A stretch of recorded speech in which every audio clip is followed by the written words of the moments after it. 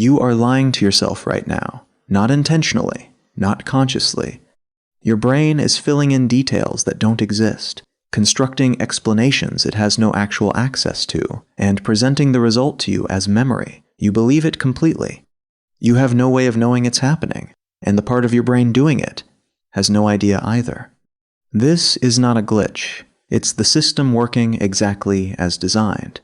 In 1876, a French neurologist named Sergei Korsakoff began documenting patients with severe memory damage caused by chronic alcohol use. These patients had a specific deficit. They couldn't form new long-term memories.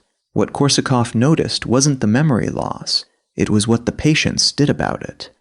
When asked what they had done that morning, they answered immediately, confidently, in detail. Except the details were invented, not lies. The patients weren't trying to deceive anyone. They weren't aware the memories were false. They experienced them as real. Korsakoff called the phenomenon confabulation, from the Latin word for filling in with fables. The assumption for the next 100 years was that confabulation was a symptom of brain damage, something that happened to damaged brains, not healthy ones. That assumption was wrong. In 1977, neuroscientist Michael Gazzaniga was working with split-brain patients, people who had undergone a surgery that severed the connection between their left and right hemispheres to treat severe epilepsy. The two hemispheres could no longer communicate.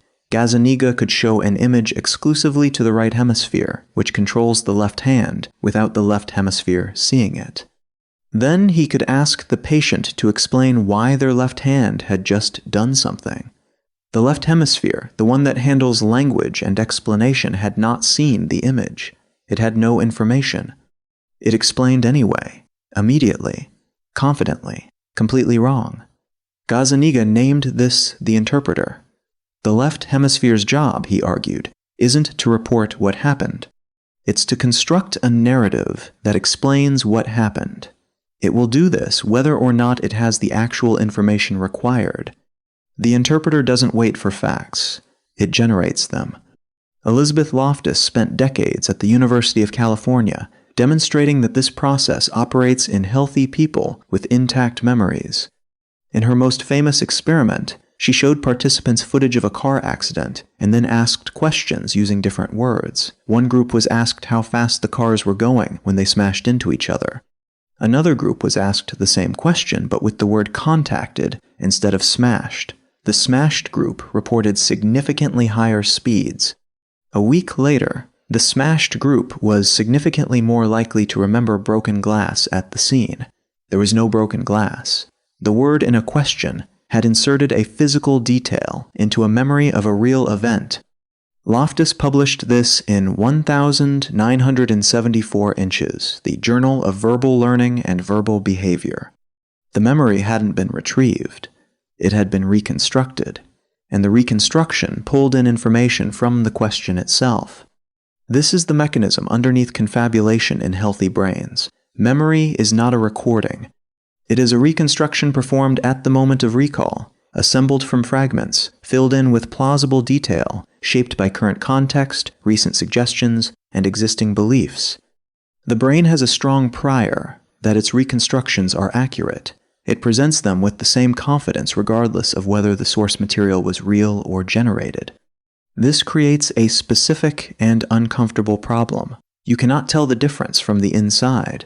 A genuine memory and a confabulated one feel identical. The confidence attached to a memory is not a reliable signal of its accuracy. People have given detailed, certain eyewitness testimony about events they did not witness. They weren't lying. The reconstruction was vivid. The brain flagged it as real. The distinction between remembering and imagining is thinner than the felt sense of certainty suggests. The reason the brain works this way is probably efficiency. Storing complete recordings of every experience would require more resources than the system has. Storing fragments and reconstructing on demand is cheaper. The trade-off is occasional confabulation. The brain fills gaps with the most plausible available material and doesn't flag the seams. You experience the finished product, not the construction process, not the gaps, not the fill.